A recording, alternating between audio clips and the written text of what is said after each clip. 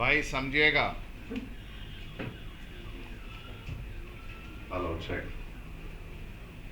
कल हमने जो लास्ट एंट्री डिस्कस की थी, जर्नल एंट्री, वो डिजॉनर की एंट्री थी।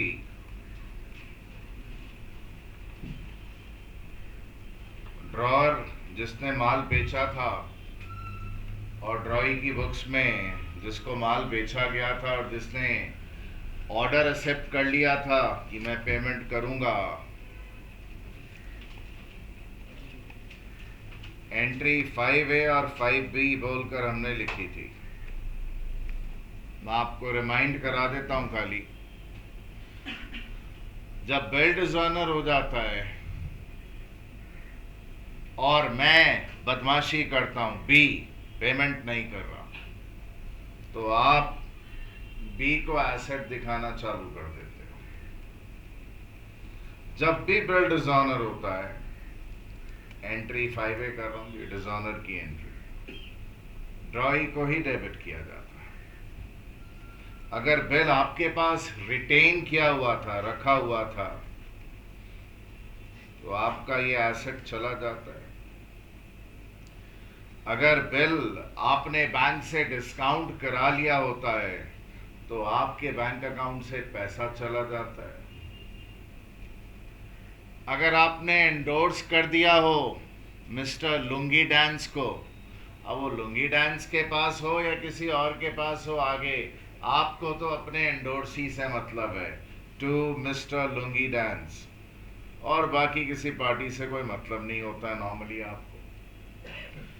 और अगर बिल आपने कलेक्शन के लिए भिजवाया होता है, तो bill sent for collection account, ये क्लोज हो जाता है। इन चारों में से आपको याद होगा कोई एक ना एक क्रेडिट होता है। मेरी बुक्स में जर्नल एंट्री डिजाइनर की बड़ी सिंपल है। मेरी बुक में तो सिंपली मेरी लायबिलिटी गायब, नाम क्या दी उसका, बिल्स पेबल।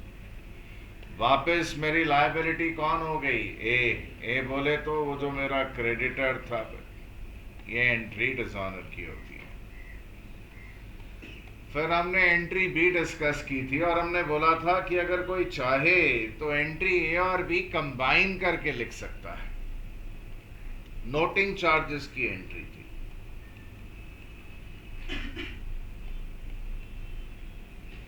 उसकी डिस्कशन में हमने ये सेट किया था कि नोटिंग चार्जेस इसलिए अराइज करते हैं बिकॉज ड्रॉई डिफॉल्ट करता है, ड्रॉई डिफॉल्टर है। पेमेंट करने में गलती जिसकी हुई, उसकी बुक में नोटिंग चार्जेस का अकाउंट खोला जाता है। आप कभी नहीं खोलते। आप क्या करते हो, आप भाई लेना है बी से ऐसा दिखाते हो, ये एंट्री की जाती है। कम एन, अगर आपने नोटिंग चार्जेस के लिए कैश दिया होता है तो कैश।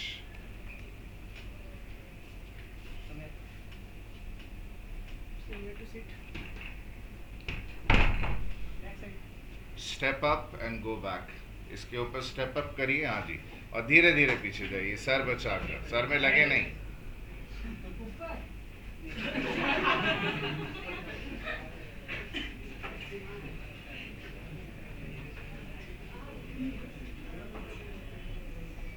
ओके भाई समझें। और अगर बैंक ने दिया होता है तो वो तो आपके खाते से निकाल लेता है। और अगर किसी भी पार्टी ने दिया हो, आप किसी को नहीं जानते हो, आप बी को जानते हो और अपने लुंगी डांस एंडोर्सी को जानते हो, आप ये तीन में से कुछ ना कुछ क्रेडिट करते हो नोटिंग चार्जेस के लिए। दैट मीन्स नोटिंग चार्जेस के लिए भी जो एंट्री होती है, उसमें भी ड्रॉई को ही डेबिट किया जाता है। तो ये बात गांठ बांध लीजिए, आपकी बुक में डिजॉनर होने पे ड्रॉई डेबिट किया जाएगा। क्रेडिट क्या होगा, डिपेंड होता है बिल कहां पर है। भाई अगर बिल मेरी गलती के कारण डिजॉनर हुआ तो मेरी बुक में खर्चे का अकाउंट खुलता है। अब उसमें पेमेंट आपने किया हो, बैंक वालों ने किया हो, आपके एंडोर्सी ने किया हो, उनके सब्सीक्वेंट पार्टीज ने किया हो, मुझे किसी से कोई मतलब नहीं होता है। मेरी लायबिलिटी बढ़ गई मिस्टर ए के प्रति। तो ये कल हम बात कर रहे थे कि ये चाहें तो डिजॉनर और नोटिंग चार्जेस की एंट्रीज को कंबाइन किया जा सकता है। Bills payable debit, noting charges debit to drawer, ये मन में रचा बसा लीजिए। इसको लेकर गलतियां नहीं करनी है। आपको नोट्स नहीं दिए गए, आपको सिर्फ समझाया गया, आपको लिखने से भी मना किया गया। ऑब्जेक्टिव है कि अगर आपका सोचने का ढंग डेवलप नहीं है तो डेवलप हो, नहीं तो रट्टू तोते बन के रह जाएंगे। आपको रट्टू तोता नहीं बनाना है। ये जो एसी की खिड़कियां हैं, लूवर्स बोलते हैं इनको, इनको हाथों से जरा सीधा कर दें ऊपर। हाँ हाँ जी, ये बस सीधा कर दें, शुक्रिया। हाँ बस ठीक है, चलेगा भाई साहब, वो परफेक्ट है। आइए आगे बढ़ते हैं। यहाँ पे हमने छोड़ा था, ये डिस्कशन भाई हमारा लास्ट हुआ था। Number 6,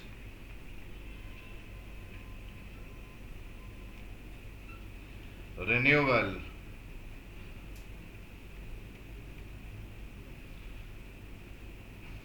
of bill.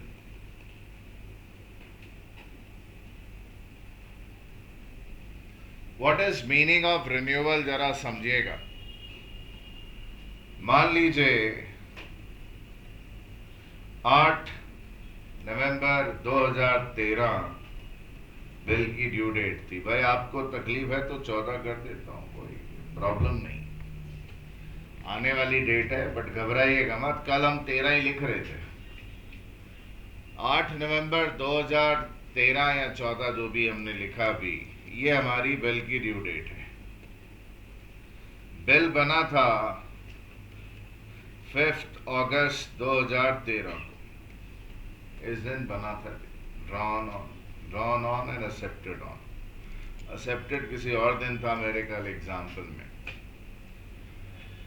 मान लीजिए आप ए, मैं बी, 25 लाख रुपए का बिल है, 25 लाख रुपीस का बिल। मैं पहुंच जाता हूं आपके पास, कब? मैं भी 7 तारीख को, मैं भी 8 को, मैं भी और जल्दी भी आ सकता हूं। आकर हाथ जोड़ लेता हूं, बोलता हूं भाई पेमेंट करने की पोजीशन नहीं है। आप बोलते हो मतलब? मैं बोला वो 25 लाख का जो बिल है ना, वो ऑनर नहीं कर पाऊंगा। आपने बोला क्या कुछ पेमेंट करेगा? मैं बोला मेरे पास 5 लाख रुपए हैं, वो मैं आपको दे सकता हूं। तो आपको क्या करने की जरूरत है? 25 लाख का बिल कैंसिल करिए, डिसऑनर की एंट्री पास करिए, मुझसे 5 लाख रुपए ले लीजिए, और बाकी जो बैलेंस बच गया, कितना बैलेंस बच गया जी? प्रिंसिपल अमाउंट में तो 20 लाख, 5 लाख दे दिया मान लीजिए मैंने आपको। अच्छा सर आपने 5 लाख दिया तो 25 लाख वाला बिल थोड़ा तो ऑनर हुआ। बकवास मत करिए, थोड़ा ऑनर कुछ नहीं होता है। ऑनर हो तो पूरा हो, और अगर ना हो मतलब डिसऑनर। तो मैंने 5 लाख दिया आपको, बट 25 लाख का बिल डिसऑनर होगा ही होगा। वो डिसऑनर की एंट्री कोई एग्जामिनर आपको नहीं बोलेगा बेटा पास कर, आपको अपने मन से पास करनी पड़ेगी। तो 5 लाख रुपए मैंने आपको दिए, देखिए क्या क्या एक्शन हो रही है। 25 लाख के बिल के डिसऑनर की एंट्री करो, 5 लाख मिल गया उसकी एंट्री करो, नया बिल बनाइए। फिर मैंने बोला भाई 2 महीने का टाइम और दे दो। आप मुझे 2 महीने का टाइम और क्यों दोगे? बिकॉज भाई उधर रिश्तेदार हो आप मेरे। नहीं नहीं, आप मुझे 2 महीने का टाइम दोगे बिकॉज आप इंटरेस्ट चार्ज करोगे और मैं वो दूंगा। तो नया बिल कितने का बनेगा? 20 लाख प्लस इंटरेस्ट। और अगर इसके अलावा बिल डिसऑनर के वक्त कोई नोटिंग चार्जेस भाई उधर आपने दिए हैं, तो मेरी ड्यूटी होती है कि मैं 5 लाख प्लस नोटिंग चार्जेस आपको दे दूं। अगर मैंने वो नोटिंग चार्जेस आपको नहीं दिए तो नोटिंग चार्जेस भी नए बिल में डाल दोगे और टोटल बिल फिर कितने का बनाओगे? 20 lakh noting charges plus interest. मान लीजिए मैंने कोई पेमेंट नहीं किया, आपको बोला 2 महीने का एक्सटेंशन दे दे, टर्म सीखिए जी। अगर मैं कभी आपसे एक्सटेंशन मांगू, एक्स्ट्रा टाइम मांगू, इसका मतलब रिन्यूअल हो रहा है। हो सकता है मैंने कोई पेमेंट नहीं किया आपको, तो नया बिल आप कितने का बनाओगे? 25 lakh plus noting charges plus interest. Common sense. Any problem? एक एक्सपर्ट जो होते हैं ना, उनका आपस में थोड़ा झगड़ा है। एक्सपर्ट लोगों का है, हम लोगों का नहीं है। क्यों? क्योंकि हम लोग एक्सपर्ट से भी ऊपर है। वो किस लिए भाई? हम लोग एग्जामिनेशन के लिए प्रिपेयर कर रहे हैं, सो हम हमेशा जो है सेंसिबल जो है काम करते हैं। मान लीजिए 25 लाख का बिल मैं आपको टाइम पे नहीं कर पाता हूं, पहले ही पहुंच जाता हूं, पहुंच के बोलता हूं भाई 4 महीने का टाइम और दे दे, तेरा पूरा पैसा दे दूंगा, और मैं आपको कोई पेमेंट नहीं करता हूं। 25 लाख का बिल था, मान लीजिए आप सेफ गेम खेलते हो, बोला ठीक है तेरे को 4 महीने का टाइम देते हैं, बट मैं जरा बिल नोट करा लूं। तो बिल नोटिंग का भाई उधर 5,000 रुपया खर्च हो गया, 5,000 रुपीज। अब आप मुझसे ब्याज चार्ज करोगे 4 महीने का। मान लो ब्याज का रेट है 18% पर एनम, किस पे चार्ज करोगे? 25 लाख पर या 25 लाख 5,000 पर? 25/5 पे चार्ज करना है। 5,000 का नोटिंग चार्जेस आपको तुरंत मिल जाना चाहिए था, मिला नहीं, कोई पेमेंट ही नहीं मिला, तो आप क्या 5,000 पर ब्याज चार्ज करोगे? बिल्कुल करोगे। धंधे का असूल है भाई, क्यों छोड़े? पॉइंट इज प्रिंसिपल पर खाली कैलकुलेट मत करिएगा। जो आपको 5,000 रुपया भाई नहीं मिला हाथों हाथ, उस पर भी ब्याज चार्ज कर लेते हैं। दिमाग में घुसा, सिस्टम में घुसा। कहीं 1-2 जगह हो सकता है किताबों में आपको दिख जाए कि खाली प्रिंसिपल अमाउंट पर वो कैलकुलेट किया जा रहा है। वो तब होता है जब आपने 5,000 खर्चे और मैंने बोला भाई मैं पेमेंट तो कर नहीं सका, ले तेरे नोटिंग चार्जेस तो भाई कम से कम पकड़ ले, ये ले 5,000, तो 25 लाख पे चार्ज करें आप, अदरवाइज आप क्यों छोड़ेंगे? Use business sense, common sense use करिए। हटा रहा हूं जी। तो अब फंडा क्या कर क्या रहे हैं, क्या क्या हो रहा है रिन्यूअल में? रिन्यूअल का मतलब ये नहीं कि कुछ पेमेंट नहीं होगी, हो सकता है कुछ हो, 5 लाख दे दूं, 10 लाख दे दूं। मान लीजिए मैं आपको बोलता हूं भाई 8 को पहुंचकर बोलता हूं भाई ये 15 लाख रुपया ले ले। भाई साहब आपके पास कोई special privilege card?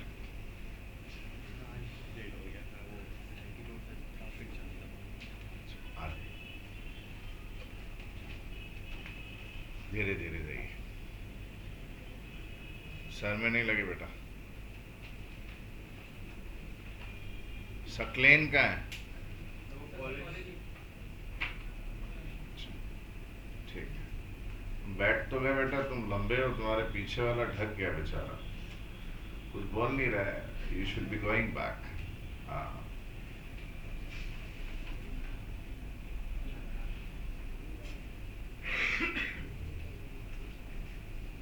Okay, now focus pay attention.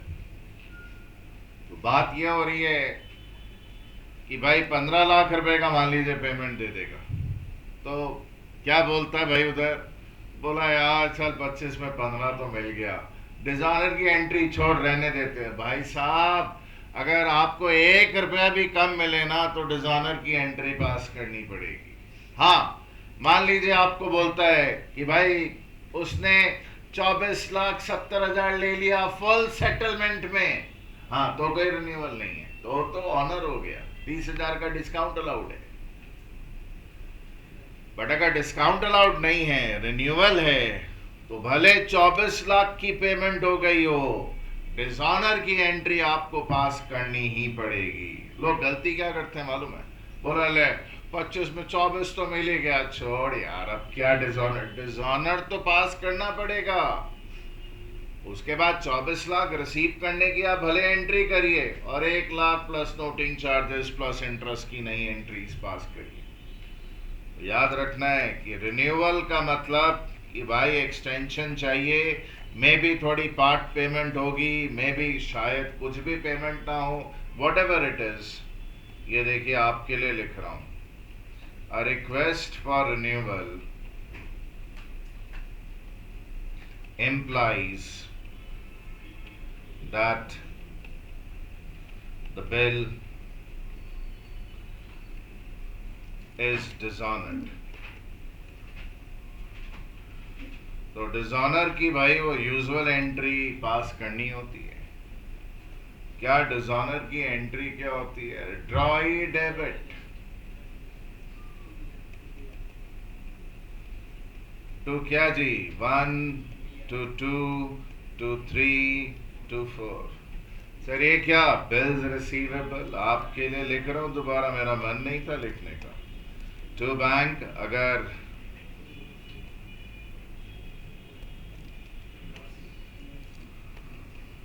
By to एंडोसी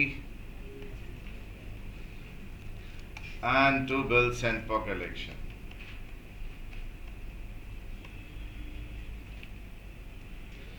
अगर आपने भाई नोटिंग चार्जेस दिया ऐसा, बैंक ने दिया तो ऐसा, और अगर एंडोर्सी या और किसी भी पार्टी ने दिया तो एंडोर्सी। तो सर ये क्या एंट्री है, 5A 5B जो हमने अभी अभी सीखी थी, रिपीट की थी। सर ये सामने वाला, यार देखिए मैं लिखता हूं, आप इरिटेटेड मत होइएगा क्योंकि बार बार सेम एंट्री लिखी जा रही है।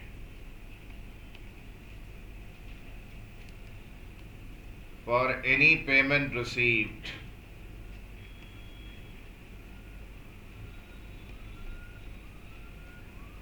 for principal, भाई डिसऑनर तो हो गया, हो सकता है कुछ प्रिंसिपल के लिए पेमेंट मिला, कैश अकाउंट डेबिट किससे मिला जी,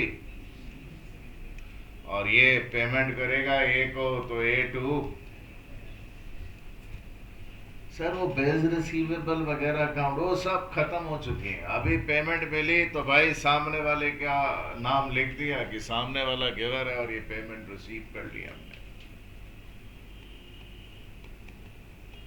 for any interest payment received, हो सकता है इंटरेस्ट के लिए भाई कुछ पेमेंट मिल जाए, सामने वाला बोले ए भाई अच्छा ठीक ये ले 5 लाख पकड़, तो आपने बोला ठीक 25 लाख का बिल था, 5 लाख आ गए, ये एंट्री हो गई बी।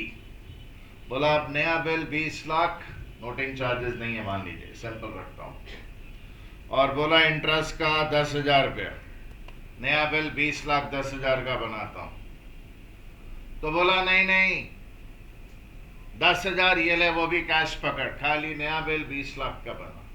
तो अगर ऐसा कुछ हो जाए कि ब्याज व्याज भी भाई आपको मिल ही जाए तो बड़ी अच्छी बात है। एंट्री क्या जी, कैश अकाउंट डेबिट, इंटरेस्ट आपके लिए क्या जी, कमाई है, और जो पे कर रहा है उसके लिए इंटरेस्ट क्या है, खर्चा है, interest to cash. Any problem, ये लीजिए भाई,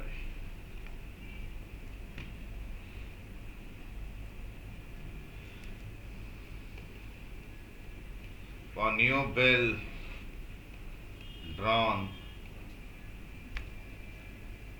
by A and accepted by B।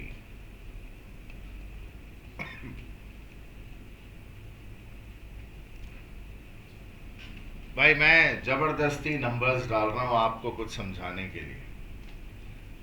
मान लीजिए 25 लाख रुपए का बिल डिसऑनर हुआ, 25 लाख, और नोटिंग चार्जेस 8,000 रुपए के बनते थे। ये फिगर्स हटा दूंगा थोड़ी देर में। 25 लाख 8,000, ये 25 लाख 8,000 एंड 25 लाख 8,000। मान लीजिए इस 25 लाख में कुछ नहीं मिला, मान लीजिए ब्याज का कोई भाई पैसा नहीं मिला, अपसेट मत होइएगा इनसे। अब बोलोगे तो डाल दूंगा, बोलो 5 लाख डाल दूं तो फिर 20 लाख 8,000 रुपये लेना बनता है। I am keeping it simple. तो जो नया बिल बनेगा वो 25 लाख 8,000 प्लस ब्याज फॉर द एक्सटेंडेड पीरियड उससे बनेगा। मान लो ब्याज का अमाउंट कैलकुलेट किया हमने 12,000 रुपीज आ गया, तो नया बिल अब कितने का बनेगा? 25 लाख प्लस 8,000 प्लस 12,000 ब्याज का। सो नया बिल बनेगा तो एंट्री क्या होगी? Bills receivable debit 25 lakh 20,000। कौन सा अकाउंट भाई उधर अब एसेट नहीं रहेगा? Mister B. कितना? 25 लाख कितना जी उधर? 25 लाख 8,000। ये देखिए भाई, शांति रखिए, समझने की कोशिश करिए, बोलने के पहले कुछ समझना है। देखिए ए के अकाउंट में, बी के अकाउंट में ऊपर कितना एसेट दिखा है था? 25 लाख, वो बंद हो गया। और बाकी भाई आपने जो लेना है वो आपके लिए क्या है? कमाई। कितनी है कमाई? ऐसे एंट्री पास कर। आप बोलो तो मैं इंटरेस्ट की एंट्री अलग से पास करके दिखाता हूं, तो दिस इज गुड एनफ यार, कि आपने नया बिल जितने का बनाया, उसमें वो जो पार्टी है उसका क्या अमाउंट? वही जितना ऊपर भाई उधर।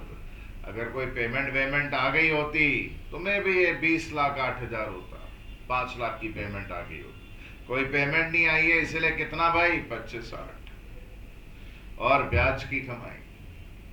तो मैं अमाउंट हटा रहा हूं, अभी एक क्लियर होगा आपको। मैं लिख रहा हूं अमाउंट क्या जी? प्रिंसिपल और balance principal plus noting charges plus, बस यही बताना। नया बिल इतने से बन जाता है, प्रिंसिपल या balance of principal plus noting charges plus interest.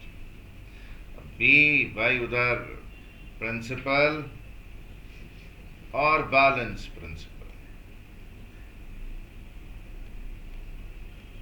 Plus क्या जी? Noting charge. और ये ब्याज का अमाउंट तो अलग से अकाउंट में दिखाई, मुझे माफ कर दीजिएगा, अभी बाकी सबका कोई काम नहीं है। एंट्रीज भाई जरा प्योरली मैं लिखे रहने देता हूं ताकि कोई कंफ्यूजन्स नहीं हो। अभी क्रिएट करेंगे सिचुएशन। अभी आपको बोल दिया जाएगा कि भाई करके बताओ।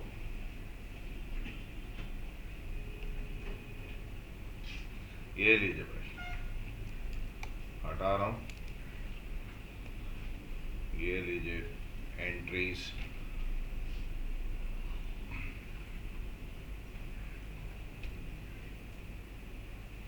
सामने वाला क्या एंट्री करेगा? वो बिल एक्सेप्ट करेगा।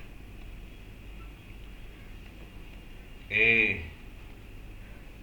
ड्रॉ डेबिट जी, और ब्याज का खर्चा डेबिट, खर्चा टू बिल्स पे, ये एंट्री।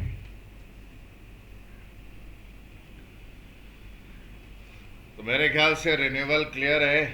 आप डिजाइनर की एंट्री पास करना नहीं भूलेंगे। कहाँ गया? ये रहा जी। उसके बाद कुछ कैश मिलेगा तो कैश टू पार्टी या पार्टी टू कैश। इंटरेस्ट मिलेगा तो कैश टू इंटरेस्ट या इंटरेस्ट टू कैश। और नया बिल बनने पर ही ऐसी एंट्री पास हो गई। Any problem? हाँ जी। 5 का भी नोटिंग चार्जेस, अच्छा जी, अभी करवा देते हैं। एक एप्लीकेशन कर दीजिए भाई साहब, भाई तकलीफ में हैं तो हम थोड़ी एक एप्लीकेशन करके उसको ठीक करने की कोशिश करेंगे।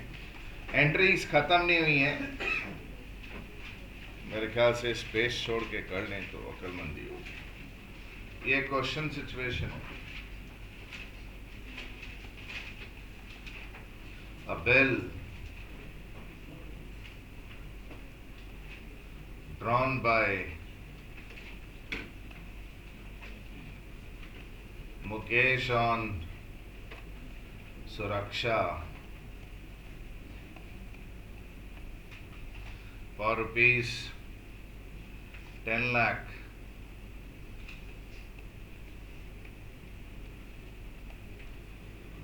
Payable on आज क्या तारीख है 6/8/14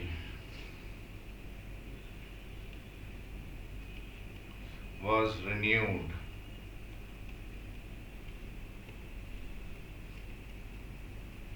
for a further period of 3 months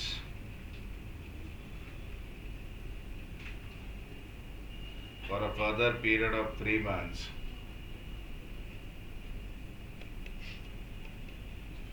interest being charged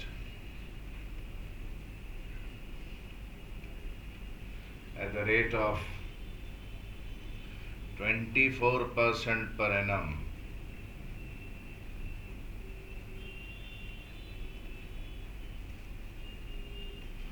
Suraksha could only pay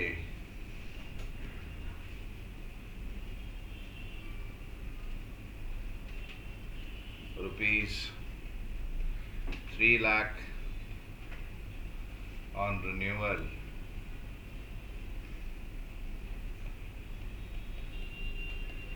Mukesh had incurred noting charges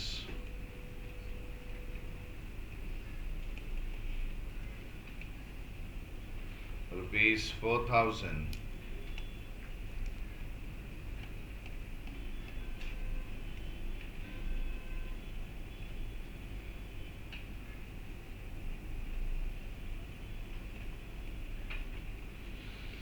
which was not reimbursed by Suraksha. ये reimbursed क्या भाई, खर्चा करके पेमेंट ले लेने को reimbursement बोलते हैं. जैसे यहाँ पे खर्च किसने कर लिया, मुकेश को 4,000 मिल जाने चाहिए थे सुरक्षा से, और सुरक्षा ने खाली कोई 3 लाख की पेमेंट की, बाकी कुछ की नहीं. एंट्रीज on 6/8/14 दोनों की बुक्स में देखें आप कैसे सोचते हैं.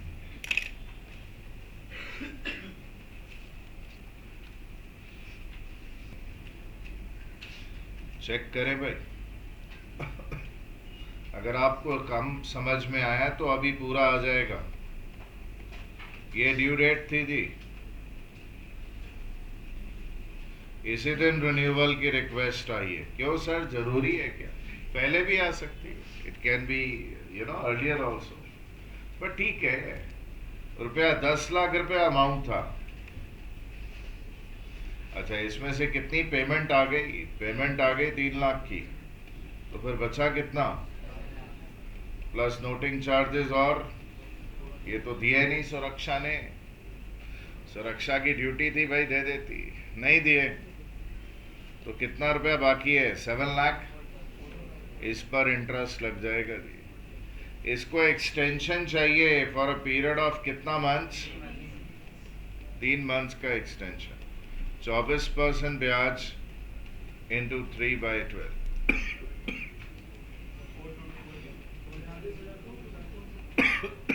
422,400.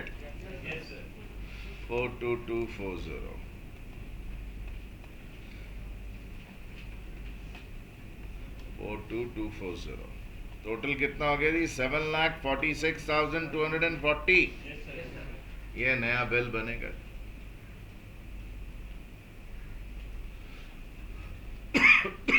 एंट्रीज देखिए. मुकेश, सुरक्षा. ये मुकेश अपना ड्रॉर है जी, जिसने बिल बनाया था. पेमेंट लेनी थी जी, ये ड्रॉ ही है, इससे बिल एक्सेप्ट किया था. सारी एंट्री तो 6/8/14 को ही है. मुकेश पैसे किससे मांगेगा? सुरक्षा से। कितने? 10 लाख नहीं, कितने? 10 लाख 4,000। नोटिंग चार्जेस भी मांगेगा, 10 लाख भी मांगेगा। बिल भाई कुछ नहीं बोलेगा तो इसी के पास पड़ा था। कुछ क्वेश्चन में इंफॉर्मेशन है नहीं, कहां पर था जी बिल, तो फिर किसके पास था? मुकेश के पास था। और इसने रोकड़ा दिया कितना जी? 4,000। ये है डिसऑनर की एंट्री, जिसमें नोटिंग चार्जेस भी आ गया। सामने वाला क्या करेगा? Bills payable debit 10 lakh, noting charges debit 4,000, और इसकी लायबिलिटी मुकेश के प्रति है कितनी? 10 लाख।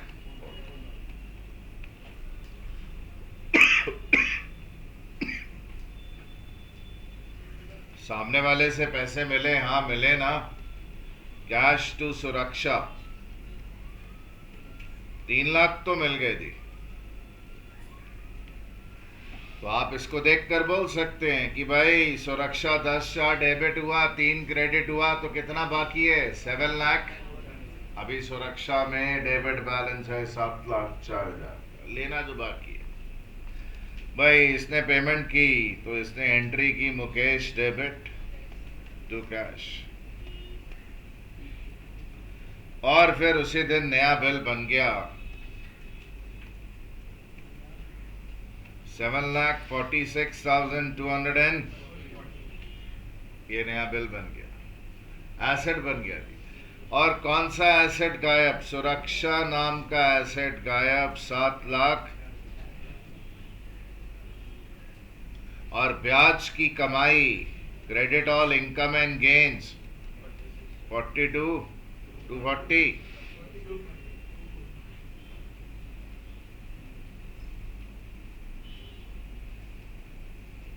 इसने बिल एक्सेप्ट किया तो इसकी लायबिलिटी खड़ी हो गई। इसकी कौन सी लायबिलिटी गायब? मुकेश। कितने की लायबिलिटी थी? 7,04,000। खर्चा चोट कितनी लग गई इसको? ब्याज की चोट लगेगी 42,240।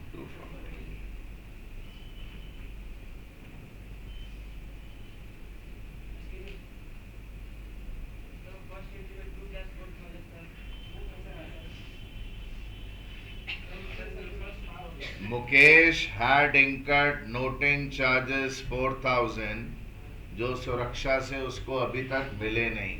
तो जो खर्चा किया उसने, खर्चा, उसके लिए कैश देना पड़ रहा है 4,000 रुपया।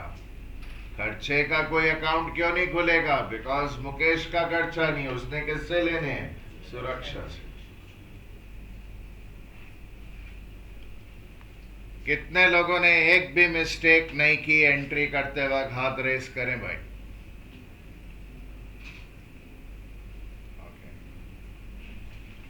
हटा रहा हूं जी। भाई साहब अभी समझ में आ गया अपने को? ठीक, बहुत अच्छी बात। ऐसे बीच बीच में पूछ लिया करिए, उससे और बहुत सारे लोगों का भला हो जाता है। किसी तरह की झिझक, एम्बैरेसमेंट दिमाग में मत रखिएगा। आपके यहां सवेरा जब तक नहीं होगा, रोशनी नहीं होगी, बाकी से कोई मतलब नहीं है। बाकी की परवाह मत करिए। अगर कोई इरिटेट होगा तो मैं उसको नीचा दिखा दूंगा। आप अपना भाई डाउट क्लैरिफाई करिए। आप जब करेंगे तो वहां पर भाई उधर एक क्वेश्चन सिचुएशन क्रिएट कर दूंगा मैं। ओके, देखिएगा 7 हेडिंग है इंसॉल्वेंसी ऑफ ड्रॉई।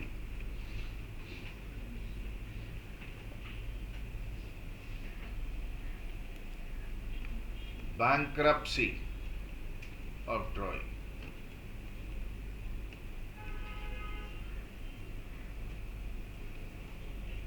भाई आपसे बात करनी है, प्लीज इधर देखिए।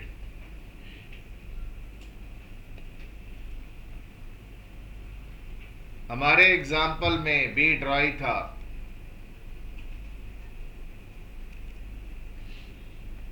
बी ने इस बिजनेस में, ये जो बिजनेस है इसमें इन्वेस्टमेंट कर रखी है। इसके अलावा बी का भाई उधर प्राइवेट एस्टेट है और उसकी अपनी प्राइवेट लायबिलिटी भी है। मैंने आपको बताया कि आप जब क्लास में बैठें अपने आप को कभी भी अकाउंटेंट मत माने, बिजनेस का मालिक मत माने, बिजनेस ऑर्गेनाइजेशन माने अपने आप को। जब भी माने तो ये बिजनेस ऑर्गेनाइजेशन, इसमें मान लीजिए बी ने पैसा इन्वेस्ट कर रखा था 80 लाख रुपए का, कैपिटल थी बिजनेस की। वो कैपिटल डिप्लीट होते होते 60 लाख, 40 लाख, जीरो बैलेंस, 25 लाख रुपए का भाई डेबिट बैलेंस हो गया। मतलब बी ने धंधे से निकाल रखा है, ड्राइंग कर रखी है, ऐसी हालत है, नहीं है पैसा इसमें। और मान लीजिए बी की जो अपनी प्राइवेट प्रॉपर्टी है वो 200 करोड़ की है और प्राइवेट लायबिलिटी 500 लाख की है। 200 लाख और 500 लाख, 2 करोड़ और 5 करोड़ की। मतलब यहां पर प्राइवेटली इसके पास 3 करोड़ का डेफिसिट है। एसेट इसके 2 करोड़ के और लायबिलिटी इसकी 5 करोड़ की, 3 करोड़ की कमी। और यहां पे तो बेचारे की कमी है ही, इसका हर तरफ से बैंड बज चुका है। ये मैं आपको क्यों बताने की कोशिश कर रहा हूं, क्योंकि जब आदमी दिवालिया होता है तो उसका दिवालियापन, उसकी बैंकरप्सी, उसका कंगाल होना नॉट ओनली डिपेंड्स अपॉन कि उसने बिजनेस में क्या इन्वेस्ट कर रखा है, उसकी प्राइवेट एस्टेट और प्राइवेट लायबिलिटी भी भाई उधर मायने रखती है। अब अगर मैं बोलूं कि इसकी प्राइवेट लायबिलिटी 5 करोड़ की है और प्राइवेट एसेट 12 करोड़ की है, तो फिर कहां दिवालिया हुआ? 7 करोड़ है इसके पास एक्स्ट्रा, चाहे तो धंधे में लेकर आ सकता है।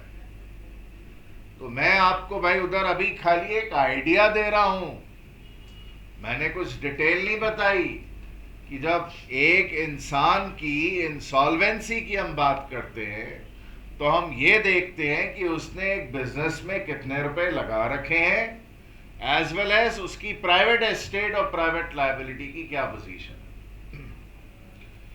तो कई बार क्या होता है, आदमी दिवालिया हो भी जाए तो भी भाई उधर कुछ ना कुछ लाने की ताकत होती है। जैसे आपको मैं बोलूं कि 500 लाख की प्राइवेट लायबिलिटी 5 करोड़ की और 535 लाख की प्राइवेट एस्टेट, तो यहां पे सरप्लस है जी 35 लाख रुपए का, ये लेकर यहां आया जा सकता है।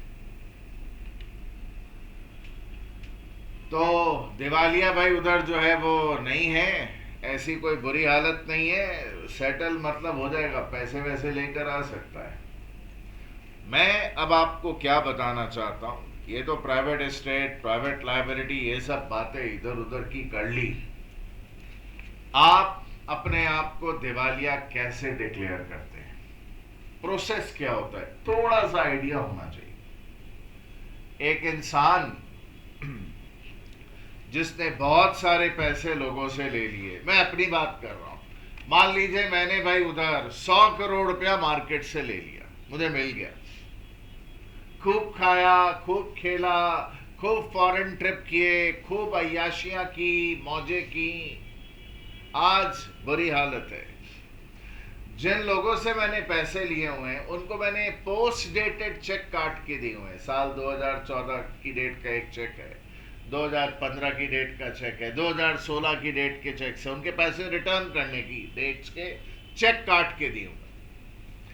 अब अगर मैं पेमेंट करने में डिफॉल्ट करूंगा तो मुझे जेल तक लोग करवा सकते हैं, क्योंकि एक चेक बाउंस होना, डिसऑनर होना, एक क्रिमिनल ऑफेंस ट्रीट करवाया जा सकता है और जेल तक करवाई जा सकती है। मुझे जेल नहीं जाना, मुझे कोई जेल भेजे उसके पहले ही मैं अपना इंतजाम कर लूंगा, मैं कोर्ट की शरण में चला जाऊंगा।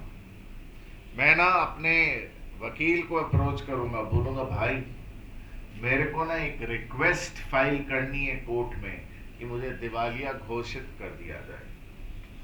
वकील बोलता है क्या पोजीशन है तेरा? बोला 100 करोड़ रुपया मैंने लोगों से लिया था, अभी मेरे पास खाली 20 करोड़ रुपया है। बोला बाकी 80 करोड़ कहाँ गए? बोला वो खा पी लिया। तो बोला अब क्या करूं?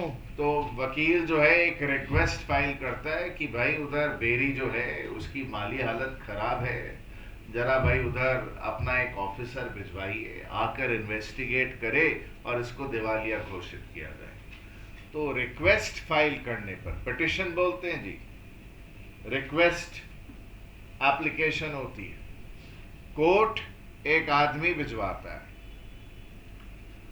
ऑफिशियल रिसीवर बोलते हैं उसको, ऑफिशियल असाइनी बोलते हैं, कोर्ट का ऑफिसर होता है जी। वो आता है, आकर मेरा हिसाब किताब चेक करता है और चेक करने के बाद देखता है हाँ 100 करोड़ इसने मार्केट का देना है, इसके पास लगभग 20 करोड़ है। कोर्ट को रिपोर्ट सबमिट करता है। तो कोर्ट फिर एक डिक्लेरेशन करता है, ऑर्डर पास करता है, जितने भी क्रेडिटर्स हैं बेरी के, ये लिस्ट हमारे पास है, और कोई है तो इतने दिन के अंदर अंदर रिपोर्ट करो। तो उतने दिन के अंदर अगर 3-4 लोगों ने और अपना नाम लिखा दिया कि हमने भी दिया हुआ है भाई, बेरी के अकाउंट्स में रिकॉर्ड नहीं है, ये प्रूफ है, तो चलो जी ये पोजीशन जरा देख लीजिए, ऐसी हो गई कि भाई 120 करोड़ रुपया बेरी ने देना है मार्केट का और उसके पास खाली 20 करोड़ है। तो कोर्ट फिर भाई एक डिक्लेरेशन करता है कि हम बेरी को इंसॉल्वेंट डिक्लेयर करते हैं, और चूंकि बेरी के पास 20 आउट ऑफ 120 करोड़ 1/6 बेरी भाई उधर अपने क्रेडिटर्स को भाई 1 रुपए में लगभग 16 पैसे रिटर्न करेगा। जैसे इनका भाई लाख रुपया था, भाई तेरे को 16,000 के आसपास मिलेंगे। कोर्ट का डिक्लेरेशन होता है। तेरा भाई क्या 2 लाख रुपया था? बोला हाँ। बोला तेरे को 33,000 के आसपास भाई अमाउंट दे दे। तो सबको इक्वली मतलब प्रोपोर्शनेट बेसिस पर डिस्ट्रीब्यूशन करने का काम कोर्ट रिस्पॉन्सिबिलिटी ले लेता है। तो इंसॉल्वेंसी का मतलब क्या कि भाई पार्टी कुछ पे नहीं करेगी, नहीं मैं भी कुछ पे करे, मैं भी शायद कुछ भी ना करे, ऐसा भी हो सकता है। बट ये तो बात पक्की है कि अगर 25 लाख रुपए का बिल है वो पूरा तो पेमेंट होने वाला नहीं है, और पूरा पेमेंट नहीं हो तो डिसऑनर की एंट्री पास करेंगे ही करेंगे। पार्ट पेमेंट मिलना मतलब बिल का डिसऑनर हो जाना। तो जरा याद रखिएगा, आपको मैंने जो बीच में इधर उधर की बातें बताई वो क्यों बताई हम लोग डिस्कस करेंगे। पहले देखिए, insolvency of drawee implies that bill is dishonored. Bill dishonour हो गया।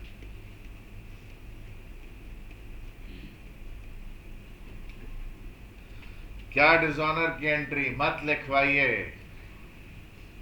बार बार लिखवाते हैं सर, हम तो बोल भी नहीं रहे आपको लिखने के लिए।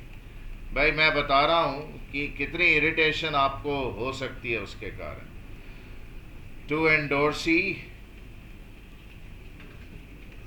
To bill sent for collection, और नोटिंग चार्जेस के लिए कैश दिया या बैंक ने खाते से निकाल लिया, या एंडोर्सी को देना। वही यूजुअल एंट्री 5A 5B,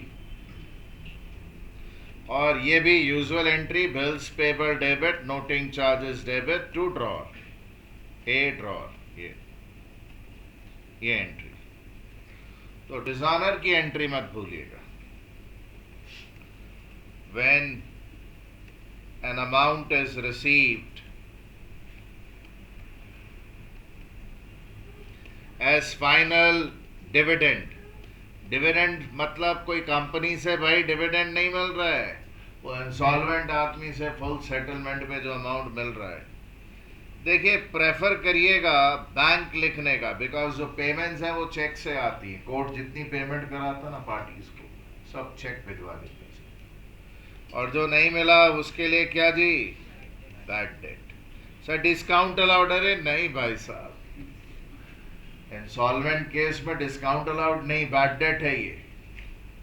और बी,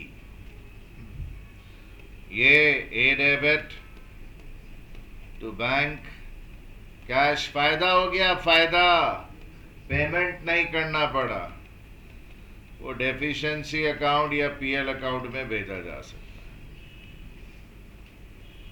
ये एंट्रीज पास कर सर, ये फायदा है। हाँ, जिसने पेमेंट करनी है उसको फायदा है सर। डेफिशिएंसी अकाउंट, हाँ, उसके डेफिशिएंसी अकाउंट या सीधा पीएल में भी भिजवा सकते हैं। प्रेफर करिएगा डेफिशिएंसी यूज करना। ये बेसिक एंट्रीज हमने लिख ली, अभी भी एंट्रीज बाकी हैं सर। वो क्या एंट्रीज बाकी हैं? स्पेशल एंट्रीज हैं, धीरे धीरे जब आएंगी तब आपको बताया जाएगा। अभी ये 7 एंट्री खाली हमने लिखे सर। 7 क्या, आपका तो 3 में भी 4 एंट्री है, 4 में ABC 3 एंट्री, आप 7 एंट्री बोल रहे हैं। अब जितनी है उतनी है भाई, कोई प्रॉब्लम नहीं है। आइए अब आप देखते हैं कि आप कितनी अलर्टनेस के साथ क्लासेस कर रहे थे। तो मतलब अब आपकी टेस्टिंग चालू हो रही है सर। एक बार एंट्री हमको दिखा दीजिए। नहीं, कुछ दिखाने का नहीं है guys. All entries to be passed in books of Mr. A. Sir A मतलब वो ए के बिजनेस बुक्स में पास करनी है, टेंशन मत लीजिए। Kallu, K for Kallu, renews his acceptance for 700। Question है जी सर, किसकी बुक में पास करेंगे? Mister A. For 700 by paying ₹530, ₹30 being for interest, and by giving a bill for ₹200 for a further period of 2 months। आप पढ़िए, समझिए और ए की बुक्स में क्या एंट्री पास होगी वो पास करिए।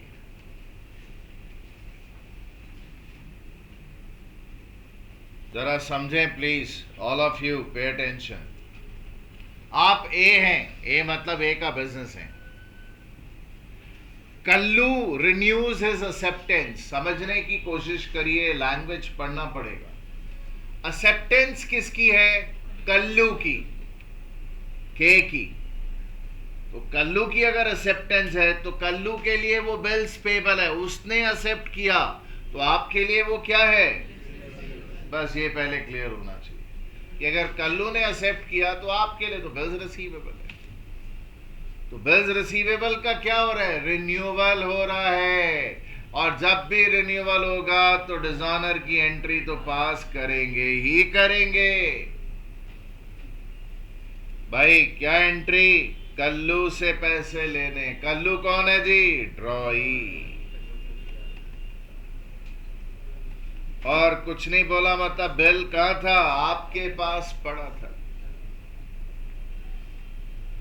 कितने का बिल था? 700। ये डिजॉनर की एंट्री है। देखिए ये लोग भूल जाते हैं, आप शायद कोई नहीं भूला है। Everyone has passed. Sir noting charges नहीं है? नहीं है जी इसमें। तो इसके बदले में अब मिला क्या? कुछ पेमेंट मिला? बोला हाँ मिला ना। बोला 530 रुपया मिला कैश, जिसमें 30 रुपया इंटरेस्ट का है और 200 रुपए का नया बिल बन गया। तो सब एक साथ कर देता हूं? नहीं सर, आप अलग अलग करिए, आप जैसा बोले। कैश मिला जी 530। और क्या मिला? बिल्स कितना? नया बिल है जी। और भाई कल्लू से मिला। कल्लू से लेना कितना था जी?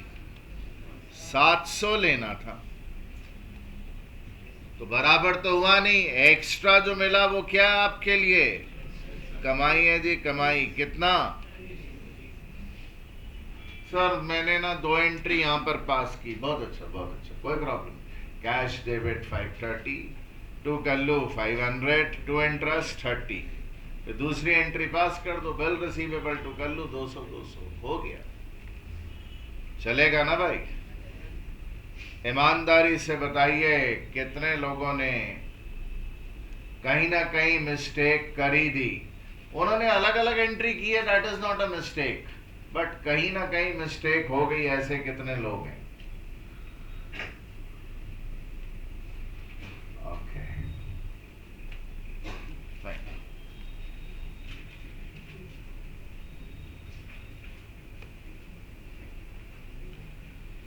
भाई याद रखिएगा, ये सारी एंट्रीज किसकी बुक में पास कर रहे हैं? ए की बुक्स में, भूलिएगा मत। नेक्स्ट सिचुएशन नंबर 2, आप ए हैं। A's acceptance to B was discharged by cash payment of 2000 and acceptance of a new bill. भाई रुक जाइए। An acceptance of a new bill for the balance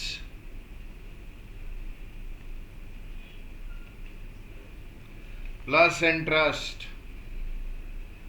₹2030, bracket में लिखा है ₹30 बीइंग फॉर इंटरेस्ट। अटेम्प्ट कर दीजिए।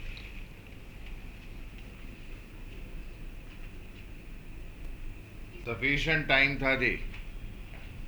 भाई जरा समझिएगा, आप ए हैं, आपने अगर एक्सेप्ट किया है तो आपका बिल्स पेबल है, आपका बिल्स पेबल है जी। और वो बिल्स पेबल, डिस्चार्ज का मतलब होता है पेमेंट कर देना, लायबिलिटी से मुक्त हो जाना। Was discharge by cash payment of 2000 and acceptance of new bill. बस रुक जाइए, इसी से पता चल गया कि पुराना बिल डिसऑनर हो गया है। कहीं रिन्यूअल वर्ड मेंशन नहीं है, बट ये पता चल रहा है कि भाई उधर पुराना बिल था जिसमें पार्ट पेमेंट तो कैश से कर दी और बाकी के लिए नया बिल एक्सेप्ट कर लिया। इसका मतलब पूरे बिल का तो पेमेंट नहीं हुआ था। तो पूरा बिल कितने का था? 4000 रुपए का था जी। कैसे मालूम पड़ा? 2000 कैश दे दिया और 2000 का क्या जी, नया बिल 2000 प्लस 30 का बना है। दैट मीन्स आपने अपना 4000 रुपए का बिल डिसऑनर कर दिया। बिल डिसऑनर करेंगे तो entry bills payable debit to B 4000, ये डिसऑनर की एंट्री है।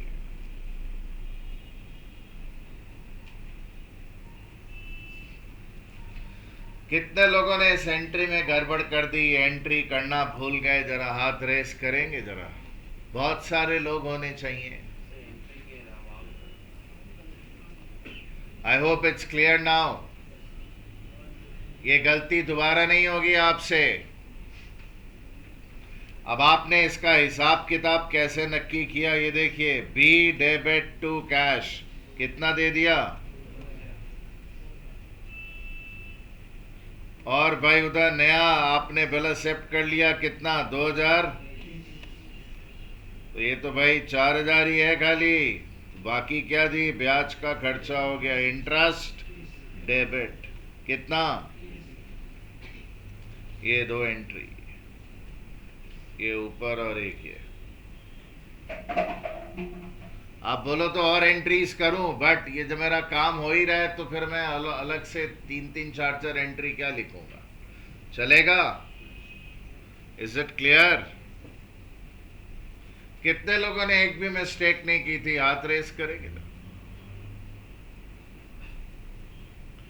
Okay,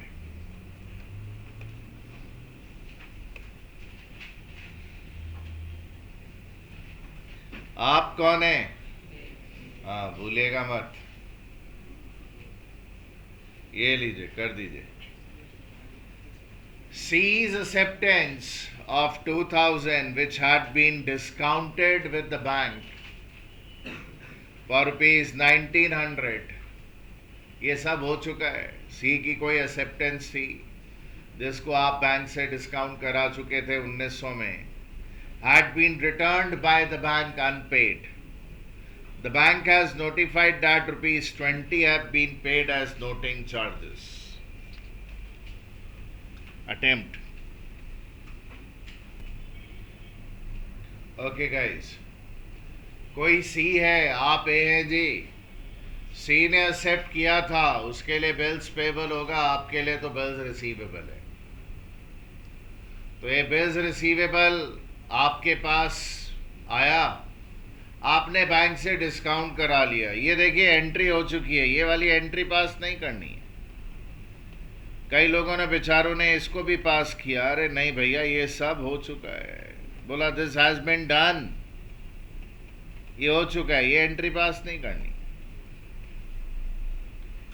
which has been returned by bank unpaid, bank ने बोला पेमेंट नहीं मिला, मतलब बिल डिसऑनर हो गया है। वो बिल रिसीवेबल जो आपने बैंक से डिस्काउंट कराया था डिसऑनर हो गया, तो भाई बैंक वाला क्या करेगा, आपके खाते से पैसे निकाल लेगा। और आप क्या करोगे बेचारे, किससे मांगोगे? हमेशा जब भी बिल डिसऑनर होगा किससे पैसे मांगे जाएंगे? कितने मांगेंगे भाई? 20,000 20। वो क्यों? बिल के 2,000 और नोटिंग चार्जेस भी आप अपने ट्रॉई से मांगोगे। क्यों? क्योंकि बैंक वाला आपके खाते से कितना निकाल चुका होगा, बस ये एंट्री पास करनी।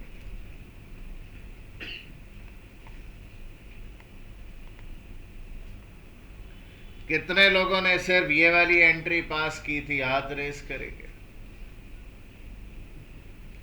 तो कितने लोगों ने ये भी पास कर दी थी? दोनों ही कर दी थी। ओके, ठीक है, कोई बात नहीं। I hope this is clear, this dishonour is clear, कोई इशू नहीं है इसमें।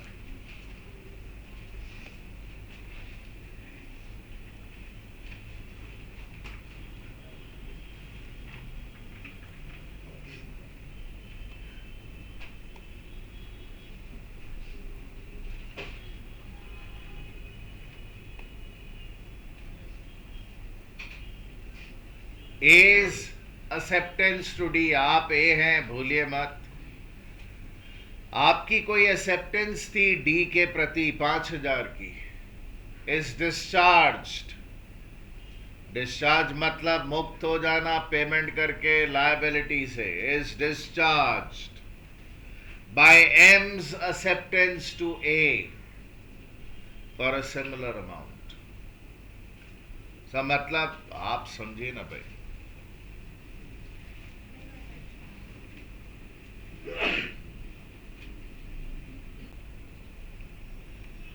भाई साहब ये इसकी जरूरत नहीं है,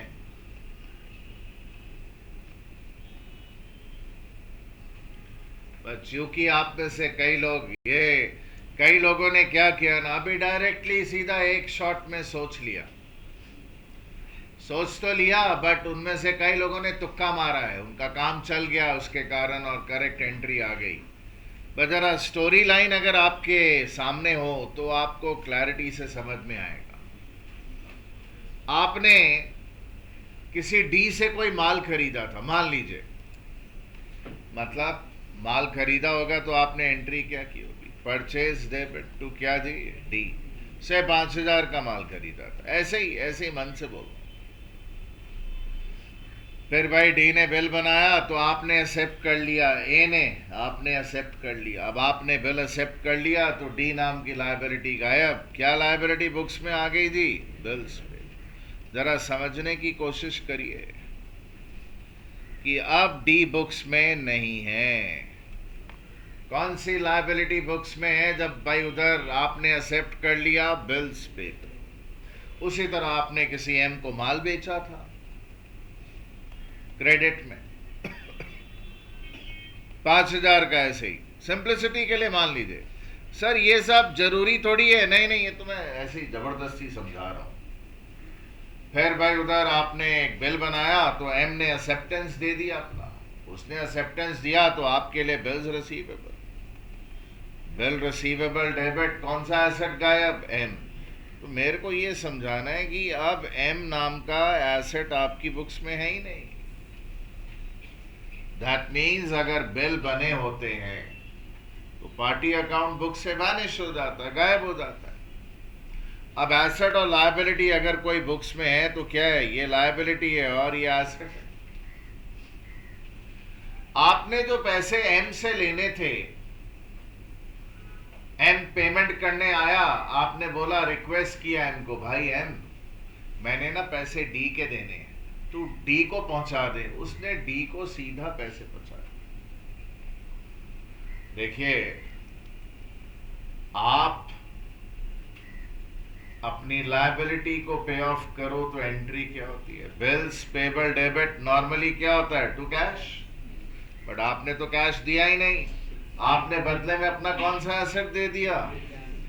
बस जी बस, यही एंट्री पास करने की जरूरत है। तो वो जो दो एसेट और लायबिलिटी जो बुक्स में एग्जिस्ट करते थे ना, क्या नाम था उनका? एम और डी नहीं, bills payable and bills receivable, वो गायब हो गए। बिल्स पेबल लायबिलिटी थी, डेबिट कर दी, गायब हो गई। बिल्स रिसीवेबल नाम का एसेट था भाई उधर।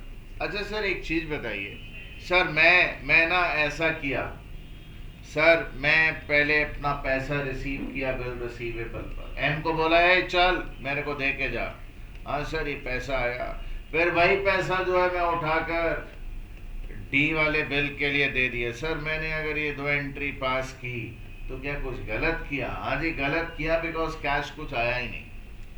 आपने सीधा जो पैसे एम से लेने थे वो भाई उधर एसेट को बोला कि भाई तो मेरी लायबिलिटी को डिस्चार्ज कर दे, तो कैश का तो मूवमेंट हुआ ही नहीं। तो कई लोग झगड़ा करने लगते हैं, नहीं सर ये करवा दीजिए ना सर, नेट इफेक्ट तो वही आ रहा है। जब आपके पास कैश आया ही नहीं तो क्या दिमाग लगा रहे हैं? इट इज सिंपली एक लायबिलिटी गायब और भाई उधर एक एसेट गायब।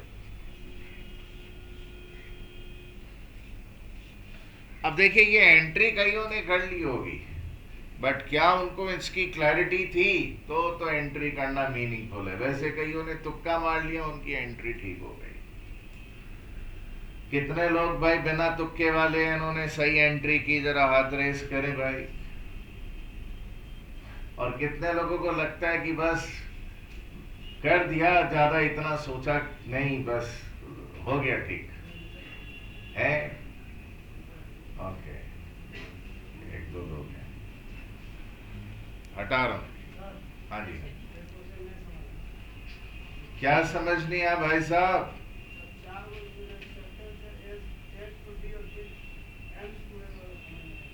आप कौन है ये बताइए? ए तो एक्सेप्टेंस, ए का एक्सेप्टेंस टू डी मतलब ए एक्सेप्ट किया डी का बिल, मतलब तो आपके लिए बिल्स पेबल था कितने का? अच्छा, और फिर क्या हुआ?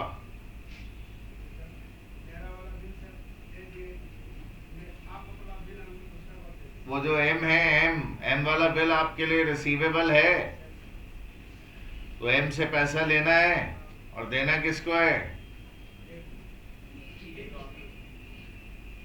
भाई साहब आप ए बोल रहे हैं, एम से लेना और देना किसको है? डी को। तो अगर डी को पेमेंट कर दें आप बिल की, तो क्या एंट्री करेंगे? करेंगे ना। कैश दिया आपने, क्या दे दिया बदले में कैश के? कौन सा बिल? Receivable payable? तो दे दिया तो आपको तकलीफ हो रही है क्या? एम ने जो पैसा आपको देना था उसने डी को पकड़ा दिया, बोला ले भाई, तो आपका तो हिसाब खत्म हो गया ना भाई। भाई लिखा है अभी ठीक? ओके,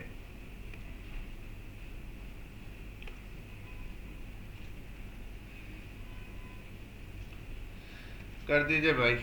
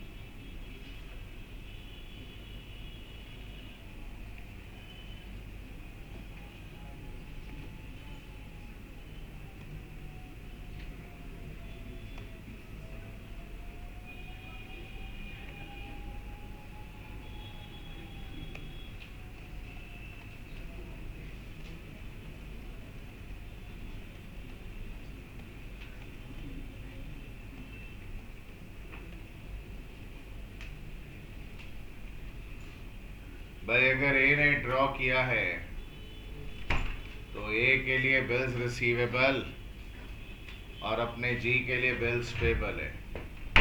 जी रिटायर करा रहा है, मतलब टाइम के पहले पैसे दे रहा है। Rebate allowed debit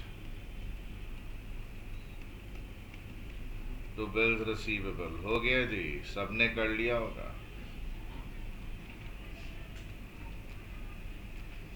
any problem?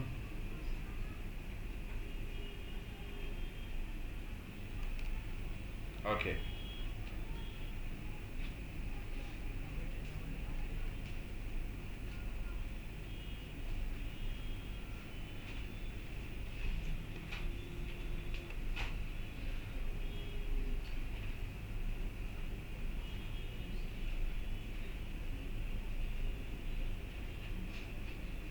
Question situation है जी, सिंपल। ये भी पहले सिंपल वाली डील कर ले, फिर धीरे धीरे प्रोग्रेस करेंगे आगे। A draws on B a bill for ₹10,000. B accepts, full stop. A endorses the bill to C. C endorses it to D. D endorses it to E. और E उसको बैंक से डिस्काउंट करा लेता है at ₹9,000। तो simple situation है जी।